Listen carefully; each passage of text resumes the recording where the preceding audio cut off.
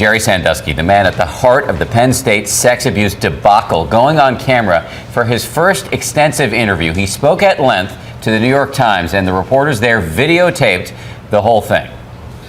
Okay, these allegations are false. I didn't do those things. I don't know what to say. For the first time, Jerry Sandusky answering the tough questions on camera. Once the legendary head coach Joe Paterno was told about the allegations against his former defensive coach, what did he say to Sandusky about it? I don't know that he didn't know.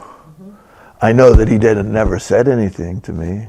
I know that. What did Sandusky say when he was first confronted by a Penn State official about that incident where young assistant coach Mike McQueary claimed to have seen him raping a boy in the team's showers? Yeah, I told him that it didn't happen, and there wasn't, in my mind, there wasn't inappropriate behavior. And remember Sandusky's infamous answer to this question? Are you sexually attracted to young boys, to underage boys? Am I sexually attracted to Yes. underage boys? Sexually attracted? No, I enjoy young people. Sandusky now says this. I'm sitting there saying, "Oh, what in the world is this question? What is it? Am I going to be? If I say no, I'm not attracted to boys. That's not the truth, because I'm attracted to young people, boys, girls."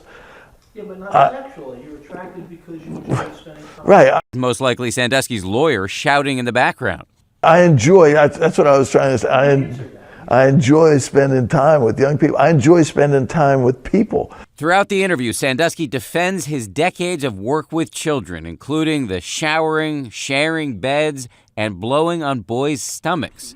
And Sandusky seems distraught about what has now happened to his life. I miss coaching. I miss second mile. I miss second mile kids. I miss relationships with all kinds of people. I miss my own grandkids. I miss. I don't miss my dog. So I miss. Good grief. So how is this interview going to play in both the court of public opinion and also in a court of law? Let's go to ESPN legal analyst Roger Cossack. Roger, thank you for joining us this morning. We appreciate it. I think the question a lot of people are asking this morning is, why is Jerry Sandusky granting these interviews, and why is his lawyer allowing it to happen? Is this helpful for him at all? When I first saw the first interview, and then this morning, the first thing that comes to my mind is, why would you do something like this? The first rule of a criminal defense lawyer is you never let your clients speak to the police or to the press, and the reason for that is because anything he says can be used against him in a court of law, and even if Sandusky would choose at a trial never to testify, these statements can be used and introduced to the jury, and he has made some admissions that can come back to haunt him. The notion that he was with these boys, that he was in the shower with the boys, that perhaps he blew on their stomach, perhaps they were in his hotel room. Those are all the kinds of things that the prosecution has to prove, and he's now admitted that they happened, and it becomes a shorter leap of faith, I think, for the jury to then take that next step of, well, if he was doing all of those things, perhaps he was doing the things he's accused of. Now, in his defense, his argument is, I admit those things happened, but they're being taken out of context and twisted and put in a sinister light. Is it a viable defense, given the number of victims who have come forward, to say it was all a big misunderstanding?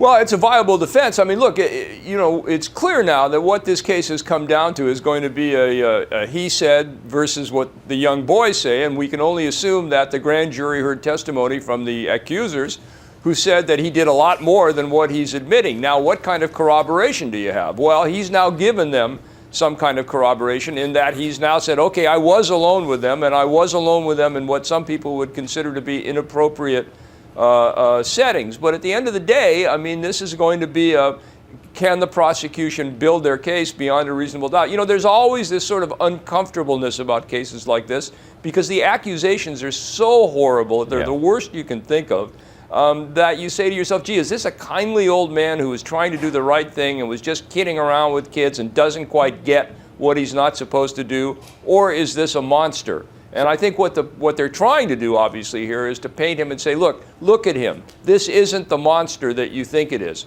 It's a risky proposition. Unclear whether it worked, but Roger, in the remaining few seconds we have, I just want to quickly ask you about Joe Paterno. I think one of the headlines out of this is him saying that Joe Paterno, who had known him for years, didn't say anything to him about these allegations that we now know Paterno knew something about. How damaging is that for Joe Paterno, not only reputationally, but also if there's a civil lawsuit filed?